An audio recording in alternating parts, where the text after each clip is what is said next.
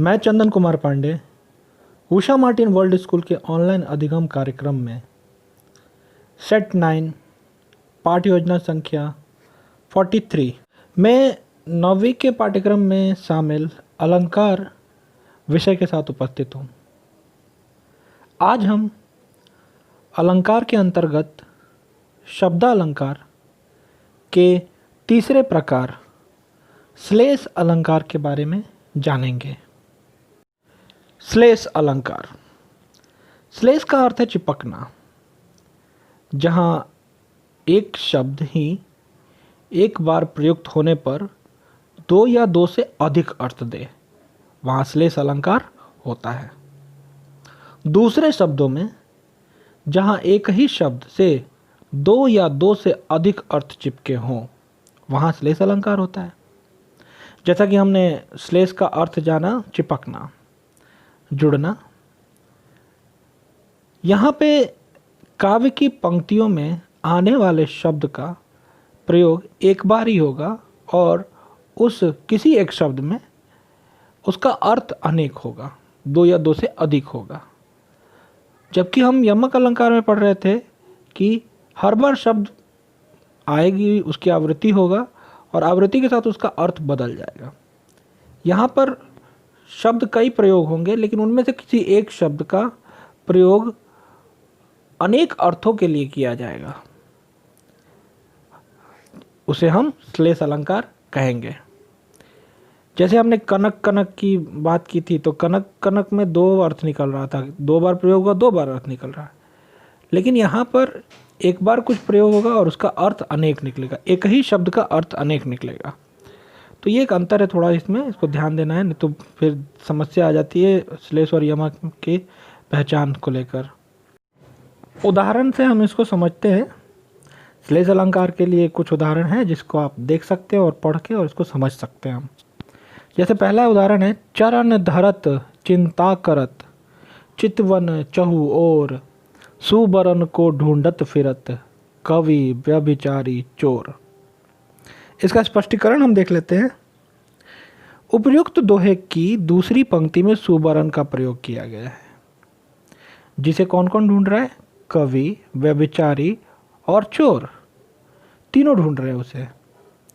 इस प्रकार एक शब्द सुबरन के यहाँ तीन अर्थ हैं। कौन कौन सा अर्थ?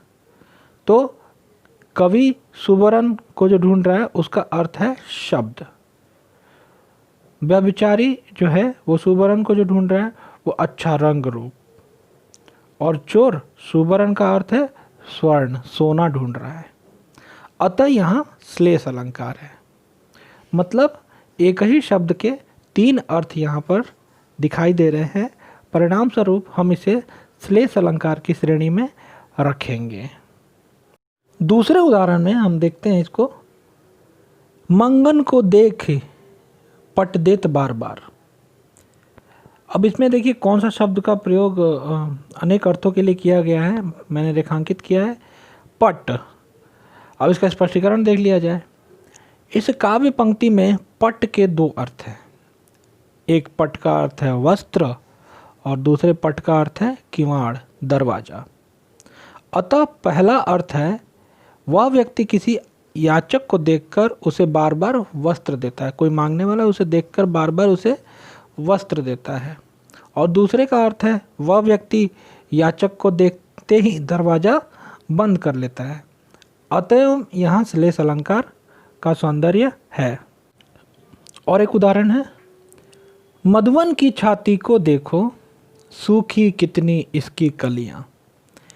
यहाँ पे एक शब्द है जिसका अर्थ अनेक प्रकार से किया जा रहा है। देखिए कलियाँ रेखांकित किया गया इसमें। इसके दो अर्थ निकल कर आ रहे हैं। एक तो कलियाँ का अर्थ खिलने से पूर्व फूल की दशा, और एक कलियाँ का अर्थ है यौवन पूर्व की अवस्था। अब एक अवस्था की बात की जा रही है, एक एज की बात की जा रही है, और एक यहाँ पर एक कलियाँ जो फूल खिलने से पहले जो फूलों की जो स्थिति होती है, दशा होती है, उसके बारे में कली हम कहते हैं ना, उससे। स्पष्टीकरण यहाँ पे है कि यहाँ कलियाँ शब्द का प्रयोग एक बार हुआ है, किंतु इसके अर्थ की भिन्नता है। मतलब प्रयोग एक बार ही हुआ लेकिन अर्थ अनेक दे रहा है। तो वैसी स्थिति में हम इसे श्लेष अलंकार मानेंगे। कुछ अन्य उदाहरण भी देख लिया जाए। जो रहीम गति दीपकी, कुल कपूत गति सोए, बारे उजियारे करे, बढ़े अंधेरो होए। यहाँ पे रेखांकित किसके बारे में किया गया है? कौन सा शब्द? बारे। तो बारे का एक से अनेक अर्थ होना चाहिए, तो इसमें दो अर्थ निकल कर आ रहा है। एक तो बचपन की अवस्था को हम बारे कहते हैं, और दूसरा जलाने पर, हम किसी जलाने, जो प्रकाशित करने के लिए हम कुछ अगर जलाते हैं, चाहे आग जलाएं, चाहे दिया जलाएं या लैम्प जलाएं, उसको जलाने की स्थिति को हम बारे कहते हैं। तो यहाँ पे एक शब्द का कितना अर्थ है? दो, और शब्द का प्रयोग एक बार ही। अभी तक सभी शब्दों का प्रयोग एक बार ही हुआ है और अर्थ अनेक दे रहा है। तो ऐसी स्थिति में हम इसे श्लेष अलंकार मानेंगे। दूसरा उदाहरण एक है, रहीमन पानी राखिए, बिन पानी सब सून, पानी गए न उबरे, मोती मानुष चून। यहाँ पे पानी शब्द का प्रयोग दो बार हुआ है, जरूर दो बार हुआ है, लेकिन दोनों ही बार वो तीन अर्थ दे रहा है। ठीक है, यहाँ पे देखिए ऊपर पानी सब सून, पानी गए न उबरे, मोती मानुष चून। यहाँ एक पानी का अर्थ है जल, दूसरे का अर्थ है चमक, और तीसरा है प्रतिष्ठा। इसको थोड़ा आप समझ लीजिए, तब जाके ये दो वाले बात को समझ पाएंगे आप। दो बार प्रयोग हुआ है, फिर ये कभी कभी कन्फ्यूज़न क्रिएट करता है, जिसके लिए आपको ये समझना पड़ेगा कि किस प्रकार से दो बार प्रयोग होने के बाद भी इसका अर्थ किस प्रकार से तीन या चार आ रहा है। जैसे हमने पढ़ा था काली घटा का घमंड घटा, तो उसमें घटा दो बार आया और दो बार अर्थ अलग हुआ। एक घटा का अर्थ बादल, दूसरे का मतलब है कम होना। ये यमक अलंकार का उदाहरण था। अब यहाँ पे रहीमन पानी राखी है, तीन बार प्रयोग हुआ है। देखिए यहाँ पे पानी तीन बार प्रयोग हुआ है, लेकिन तीनों बार वो प्रयोग प्रत्येक शब्द तीन अर्थ दे रहा है। ऐसा नहीं कि रहीमन पानी में जल का अर्थ हो रहा हो, बिन पानी में चमक का अर्थ हो रहा हो, और पानी गए ना उबरे में प्रतिष्ठा का अर्थ हो रहा हो। ऐसा नहीं है।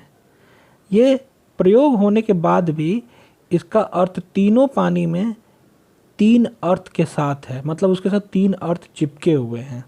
जैसे रहीमन पानी रखिए, इसका मतलब हुआ कि रहीम कह रहे हैं कि पानी रखिए, मतलब इज्जत रखनी चाहिए, जल का संचयन करना चाहिए और चमक बरकरार रखनी चाहिए। बिन पानी सब सून, यहाँ पे भी बिना जल के सब कुछ सूना है, बिना चमक के सब कुछ सूना है, बिना सम्मान के, प्रतिष्ठा के सब कुछ सूना है। पानी गए ना उबरे, यदि पानी चला जाए, जल चला जाए, चमक चला जाए या प्रतिष्ठा चली जाए, तो मोती मानुष चून, मोती चमक के बिना किसी काम का नहीं, मनुष्य प्रतिष्ठा उसका सम्मान छीन लिया जाए तो वो भी किसी काम का नहीं, और चूने से यदि पानी निकाल दी जाए जल, तो वो भी किसी काम का नहीं। तो यहाँ पे मोती मानुष चून, इन तीनों के लिए पानी का अर्थ तीन निकल कर आ रहा है, भले उसका प्रयोग एक बार, दो बार, तीन बार हुआ हो। ठीक है, तो मैक्सिमम केस में, मैक्सिमम जगह पे आपको एक बार ही प्रयोग दिखाई देगा, लेकिन यदि कभी इस तरीके से दो या तीन बार प्रयोग हो रहा है तो तीनों बार उसका अर्थ अलग अगर होता है तब वो किस में जाएगा? यमक अलंकार में। लेकिन तीनों बार प्रयोग हो, लेकिन प्रयोग के साथ सभी शब्दों में वही अर्थ निकल कर आए जितना पहली बार में अर्थ आया है सामने, तब हम उसे श्लेष अलंकार मानेंगे। यहाँ पानी का तीन बार प्रयोग होने के बाद भी तीनों बार तीनों ही अर्थ साथ में इसके दिखाई दे रहा है। ठीक है, इस प्रकार से हम इसको मानेंगे कि ये भी श्लेष अलंकार का एक उदाहरण है। पाठ्यपुस्तक क्षितिज भाग 1 के काव्य खंड में प्रयुक्त कुछ उदाहरण। कबीर की साखियाँ आपने पढ़ी है, उसमें है मान सरोवर सुभर जल, हंसा केली कराही। मान सरोवर एक तालाब की बात की गई है, और मान सरोवर मन रूपी सरोवर, मन के अंदर जो सरोवर की बात की गई है, मन रूपी सरोवर, मन रूपी तालाब। तो एक तो मन की बात हो रही है और एक तालाब की बात हो रही है। तो सुभर जल मतलब से भरा जल, मतलब मान सरोवर से भरा हुआ जल जो है हंसा केली कराही, उसमें हंस खेलते हैं और क्रीड़ा करते हैं। ठीक है, तो वैसे ही मनुष्य के मन रूपी सागर में ईश्वर निवास करते हैं और उनका मन सिर्फ ईश्वर में ही रमता है, अन्य किसी चीज़ या फिर किसी दूसरे व्यक्ति विशेष में उसका मन नहीं लगता है। तो इस प्रकार से मानसरोवर का भी यहाँ पे एक बार प्रयोग हुआ, लेकिन इसके साथ कितने अर्थ आ रहे हैं? 2। तो ये एक पाठ्यपुस्तक में से आपके उदाहरण था जिसको हमने शामिल किया था, जिससे आप समझ पाए कि हाँ, हमारे पाठ्यपुस्तक में भी कई उदाहरण हैं जिसको हमें देखना चाहिए। तो ये तो वही बात श्लेष अलंकार की। अगली कक्षा में नए अलंकार के साथ फिर मिलेंगे।